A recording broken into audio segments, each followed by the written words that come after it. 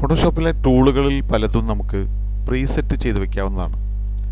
Preset എന്ന് പറഞ്ഞാൽ ഒരു ടൂളിൻ്റെ പ്രോപ്പർട്ടി ബാറിൽ നമ്മൾ സെറ്റ് ചെയ്തിട്ടുള്ള അളവുകളും മറ്റും പിന്നീടുള്ള ഒരു അവസരത്തിലും അതേ അളവുകളും മറ്റും പെട്ടെന്ന് ലഭിക്കുന്നതിന് നമ്മൾ ആ ടൂള് സെറ്റ് ചെയ്തതിന് ശേഷം പ്രീസെറ്റ് ചെയ്യുന്ന അതാണ്. ഉദാഹരണമായിട്ട് ക്രോപ്പ് ടൂള് സെലക്ട് ചെയ്തതിന് ശേഷം ഇവിടെ കാണുന്ന ഈ ഭാഗത്ത് ഇതാണ് പ്രീസെറ്റ് വരുന്നത്.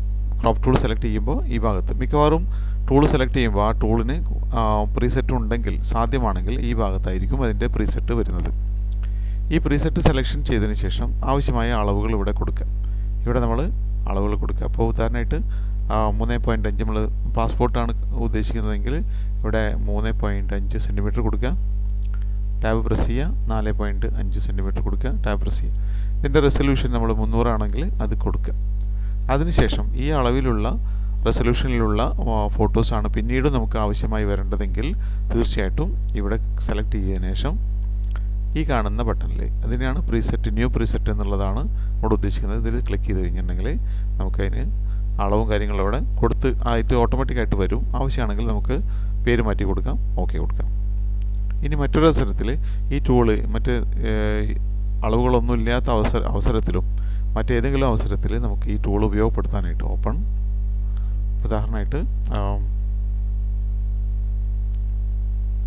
സെലക്ട് ചെയ്ത് ഓക്കെ കൊടുക്കുക. അപ്പോൾ ഇതിൻ്റെ ഒരു പാസ്പോർട്ട് സൈസ് കോപ്പിയാണ് എടുക്കേണ്ടതെങ്കിൽ ഈ ടൂളിൽ പ്രീസെറ്റിൽ പോവുക. ഇവിടെ കൊടുക്കുക ഏതാ പാസ്പോർട്ട് സൈസ് എന്നുള്ളത് സെലക്ട് ചെയ്ത് കൊടുക്കുക. അപ്പോൾ നമ്മളിവിടെ അവസാനമായിട്ട് സ്വീകരിച്ചതാണ്.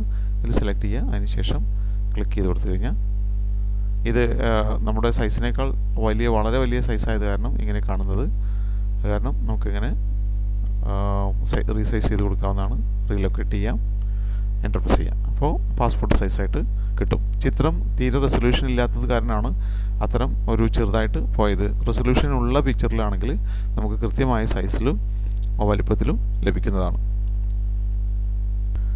ഇപ്പോൾ ഈ ഫോട്ടോയെ പരിഗണിക്കുകയാണെന്നുണ്ടെങ്കിൽ നമ്മൾ പ്രീസെറ്റിലേക്ക് പോയതിന് ശേഷം പ്രീസെറ്റ് സെലക്ട് ചെയ്യുക. അതിനുശേഷം അളവ് കൊടുത്തിട്ട് വരയ്ക്കുക.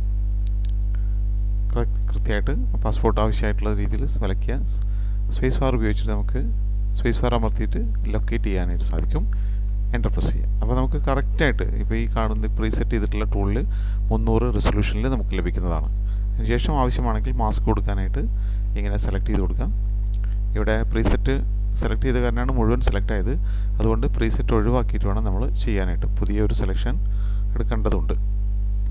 ഇതിനായിട്ട് ഫിക്സഡ് സൈസ് എന്നുള്ളത് മാറ്റിയിട്ട് നോർമലിലേക്ക് കൊണ്ടുവരിക.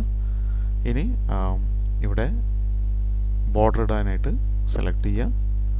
അതിനുശേഷം റൈറ്റ് മൗസ് ബട്ടൺ അമർത്തി സെലക്ട് ഇൻവേഴ്സ് അല്ലെങ്കിൽ കീബോർഡിൽ ഷിഫ്റ്റ് കൺട്രോൾ ആയി പ്രസ് ചെയ്യുക. ഇവിടെ ബാക്ക്ഗ്രൗണ്ട് കളർ വൈറ്റ് ആണെന്ന് ഉറപ്പുവരുത്തുക. കീബോർഡിൽ കൺട്രോൾ ഡിലീറ്റ് പ്രസ് ചെയ്യുക. അതിനുശേഷം കൺട്രോൾ D പ്രസ് ചെയ്തുകൊണ്ട് സെലക്ഷൻ ഒഴിവാക്കാം. അപ്പോൾ നമുക്ക് പാസ്പോർട്ട് കോപ്പി റെഡി.